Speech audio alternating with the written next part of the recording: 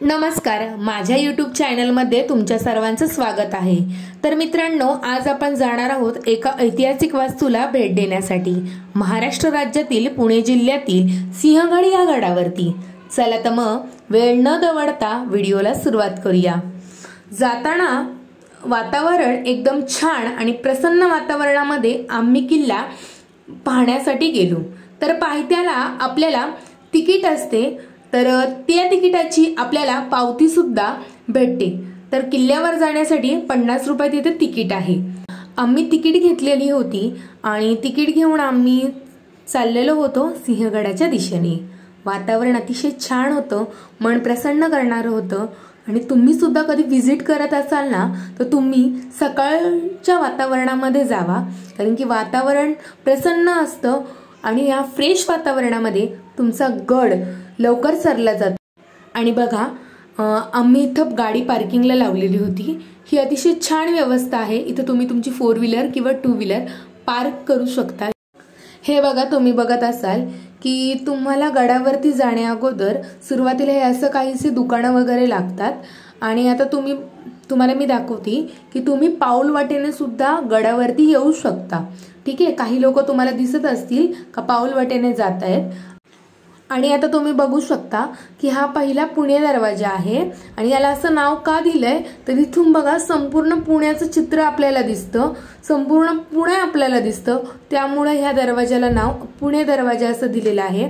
आणि इथे 3 पुणे दरवाजे आहेत आणि प्रत्येक दरवाजाच्या वरती असा काहीसा भाग आहे आणि ह्याच्या वरती गेल्यानंतर इथून सुद्धा आपल्याला पूर्ण पुणे दिसतं, जेणेकरून पूर्ण देखभाल करू शकतील त्यासाठी हे असं बांधलेलं आहे। आणि बघा, पुणे दरवाजा 2च्या राईट साईडला एक जाण्यासाठी रोड दिसते, अतिशय छोटी पाऊलवाट आहे आणि ह्या पाऊलवाटेच्या आपल्याला दरवाजातून आत जायचं आहे आणि आत गेल्यानंतर इथून सुद्धा आपल्याला संपूर्ण तिकडचं कल्याण म्हणून एक गाव आहे, तर ते सुद्धा आपल्याला इथून दिसतं।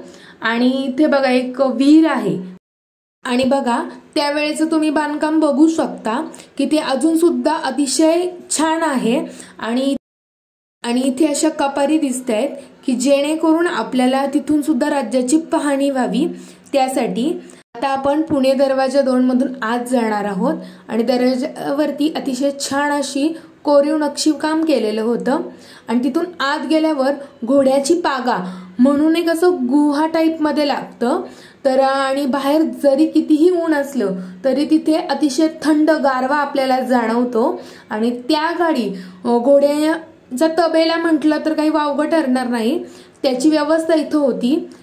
घोड्याची पागा पाहून पुढे आल्यानंतर इथं असं विहीर दिसतीये आणि त्या शिवकालीन पायऱ्या सुद्धा आम्हाला इथं बघायला भेटल्यात आणि विहिरीमध्ये पाणी सुद्धा होतं। पुढे गेल्यानंतर कोंढाणेश्वर हे मंदिर आहे, ते शंकराचं मंदिर आहे आणि हे बघा मंदिराचा समोरचा भाग असा काहीसा होता। तिथून पुढे गेल्यानंतर एक विशाल असा तलाव आपल्याला दिसतो आणि त्या काळी त्या तलावामध्ये हत्तींना अंघोळ घातली जायची। आपल्याला तानाजी मालुसरे यांच्या समाधीकडे जायचं आहे। आत जाताना आपले पात्राने आपल्याला बाहेरच काढावे लागत होते आणि आत गेल्यानंतर आपल्याला त्या काळी जो प्रसंग घडलेला होता त्याचं छायाचित्र रेखाटलेलं होतं, ते पाहता क्षणी अंगावरती रोमांच आला। शिवाजी महाराजांच्या काळात त्यांचे विश्वासू सरदार आणि बालमित्र तानाजी मालुसरे यांनी त्यांच्या मावळ्यांनी मावळ प्रांतातून भरती झालेल्या सैनिकांनी हा किल्ला एका चढाई दरम्यान जिंकला होता। या लढाईत तानाजींना वीरमरण आले आणि प्राणाचे बलिदान देऊन हा किल्ला जिंकल्यामुळे शिवाजी महाराजांनी गड आला सिंह गेला हे वाक्य उच्चारले अशी आख्यायिका आहे। परंतु सिंहगड हे नाव ते आधीपासूनच असल्याचे पुढे गेल्यानंतर आपल्याला कल्याण दरवाजा लागतो। तर तुम्ही दरवाजाची तटबंदी बघू शकतात आणि त्याच्या पायथ्यास हेच कल्याण म्हणून एक गाव आहे, त्यामुळे या दरवाजाला कल्याण दरवाजा असे म्हणतात। या बघा, इथे 2 तोफ तुम्ही बघू शकतात, या शिवकालीन तोफ आहेत आणि त्यांना हात लावला, त्यांना स्पर्श केला, खूप छान वाटलं। आणि इथे गडाच्या मध्यंतरी आल्यानंतर जे पर्यटक येतात, जे गड पाहायला शिवभक्त येतात, त्यांच्यासाठी जेवणाची व्यवस्था इथे केलेली आहे। अतिशय छान वाटतं, कधी तुम्ही गडावरती आलात तर इथलची झुणका भाकर नक्की ट्राय करा। अप्रतिम किल्ले चव आपल्याला लाभलेला एक ऐतिहासिक खजिना आहे आणि त्यांचं आपण संवर्धन केलं पाहिजे। इथे बघा गडावरचे प्लास्टिक जे काही पडलेलं होतं ते इथं 2-3 तरुण मुलं उचलत होते आणि आपल्या वास्तूला कोणत्याही प्रकारची हानी पोहोचणार नाही किंवा नुकसान होणार नाही याचा प्रत्येक पर्यटकाने किंवा प्रत्येक शिवभक्ताने विचार केला पाहिजे। त्या वास्तूचे आपण कोणते ना कोणते तरी देणं लागतो आणि हा आपला खजिना आपण जपून ठेवण्याचं काम केलं पाहिजे। चला तर मग मित्रांनो, तुम्हाला जर आमचा व्हिडिओ आवडला असेल तर आमच्या चॅनलला लाईक करा, शेअर करा आणि सबस्क्राईब करायला विसरू नका। चला तर